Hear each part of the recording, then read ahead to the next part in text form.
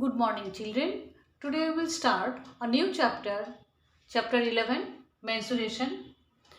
This is your introduction part of this chapter. If we understand this introductional part properly, then the chapter will be very easy for you. We will discuss here all the formulas, which one you will going to use in this chapter to solve the sums.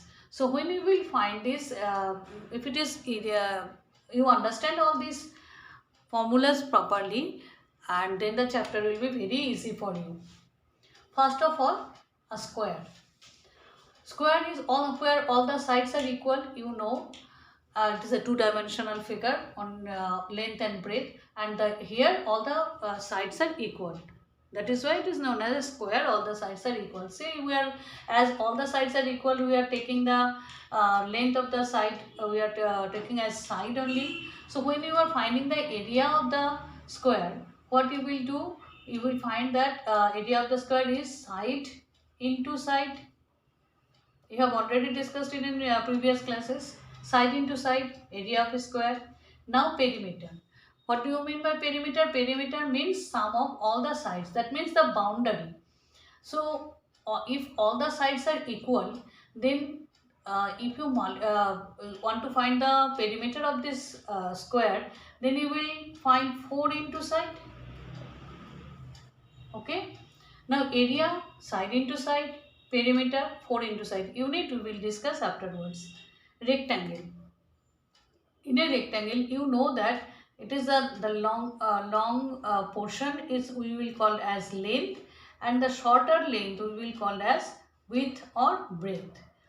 So it is same as if you want to find the area, means the inside how much area is enclosed here. If you want to find the area, then you need to find L into B. Area of the rectangle, length into breadth. And now perimeter of the rectangle. Perimeter means sum of the sides. As you know that length, 2 times lengths are here and 2 times breadth. So what we will do? Length plus breadth 2 times. Length also 2 times and breadth also 2 times. So 2 into L plus B. Perimeter of a rectangle. Next one, a triangle. See, it is a triangle where you know that 3 sides are there. 3 sides are there. The side which is at the base, at the bottom, we will take as it is base, and the perpendicular drawn from the opposite vertex is known as height. This one you know, this is height. So how to find the area of a triangle? Area of a triangle is equal to half into base, where the height has been drawn. So half into base into height.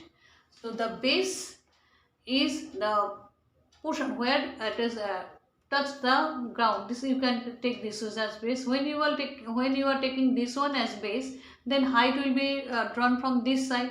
And when you are taking higher base on this side, you have this one is as base. Then you have to draw the height from this vertex. So wherever you are taking the base, the height will be from the opposite vertex. The whatever the length of the height and the base, you will multiply with half into base into height is the perimeter, area of the triangle. And now perimeter. What is perimeter? Make it clear that perimeter is always the sum of all the sides. Sum of all the sides. As you don't know the whatever the sides, it is an equilateral triangle or isosceles triangle or scalene triangle, whatever it is. You will write that perimeter is equal to sum of the sides. Here it is 3 sides, so sum of the 3 sides of the triangle. Sum of the 3 sides, so it is a perimeter. Whenever you will find the perimeter of any figure, any polygon, if you add all the sides, you will get the perimeter. So this is the concept of perimeter. Now come to a circle. It is a circle and this is radius. Radius means when you are opening the compass, when you are opening the compass, that how much you are opening, this is the radius, and by using this opening you are drawing the circle. So this is the radius. To find the area of a circle, you have to find that pi r square. Pi, what is pi? Pi value you will get, sometimes you will get value of pi will be 22/7, and sometimes in any sum you will get that pi is equal to 3.14. Then where it is given 22/7, you have to use the value pi 22/7. Where it is in few sums you will get 3.14 also, you will use 3.1. Next, if it is given 3.14, you will use 2.14. If it is given in your sum that pi's value is 22/7, then you will use 22/7. Now come to the circumference. What do you mean by circumference? Circumference is nothing but it is a perimeter only. As because it is a circular portion, so the perimeter is circular. So what is the perimeter? The boundary. If I start from here and end my journey here, if you start the if you have started you're walking from here and you will complete this one, you're walking here, stop here, then your circumference will be the total length of the circle, boundary of the circle. How to find this one? 2 pi r. You will find 2 pi r. Then what is pi? If in the same condition, if the value of pi is given 22/7, you have to use it 22/7.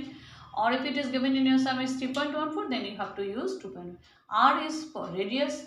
So in this way you have to find the circumference and area of the circle. Now come to the next one is parallelogram. Now parallelogram, see the diagram. It has two opposite sides. In a parallelogram, you know that opposite sides are equal and parallel. See, these two sides are equal and parallel. Similarly, the smaller one also similar and parallel. So how to find the area of the parallelogram? The line, if we are taking this line as base, and the line, the straight line joining the opposite parallel lines, if we draw this line, straight line, and it is making 90 degree, that means perpendicular on the base. This will be the height. This will be the height of this on this base. Now the area of the parallelogram will be base into height. Base into height. Now we can find the, if we take this one as base, if the longer side we are not using as base, say suppose we are using this side as base, then the height will be on this side, the height will be this one. Then if it is the height, that time you will find the area of this parallelogram base into height, but the height will be this height. When you are taking this base, then height will be this one. When you are taking this base, then height will be this one. So the area will be same. In both the cases, area will be same.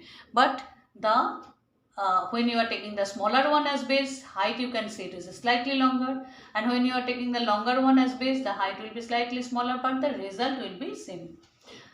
So you can find the area of a parallelogram in two different ways are there, but the area result will be same. Now perimeter. Perimeter means you know the sum of all the sides. The concept of the perimeter is sum of all the sides. So when you are finding the perimeter of the parallelogram, so these two opposite sides are equal, you know. So this one and this one are same, this one and this one are same. So you can write 2 into sum of the adjacent sides. Sum of adjacent sides. Adjacent sides means this side and this sides. Which one is very join in one vertex. So these are our adjacent side, this one and this one, or this one and this one, or this one and this one.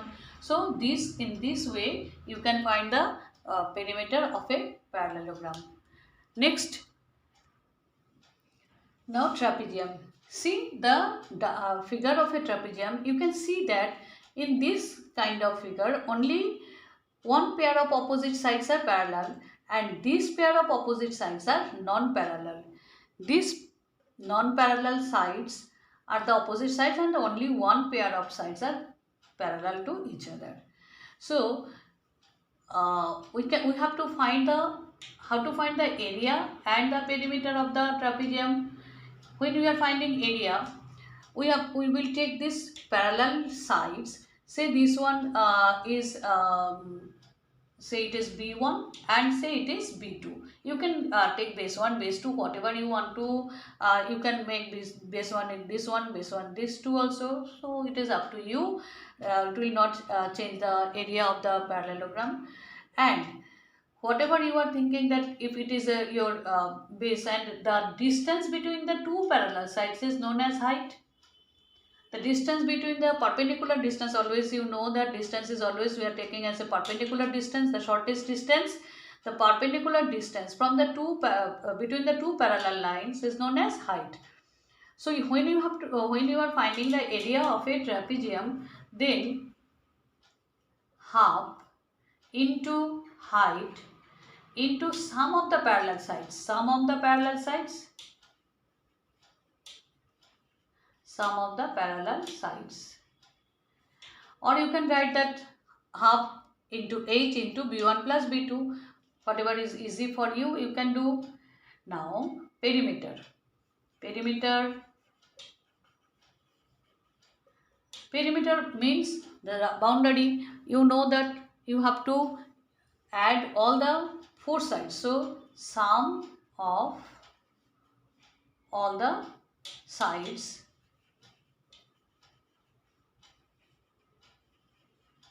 is known as perimeter of the trapezium. Whenever we are finding any perimeter or circumference, sum of the length, sum of the total boundary we are actually finding. So when up to here only today, and next few formulas we will discuss in our next class. Try to understand this. If you understand it properly, then the sum will be very easy for you.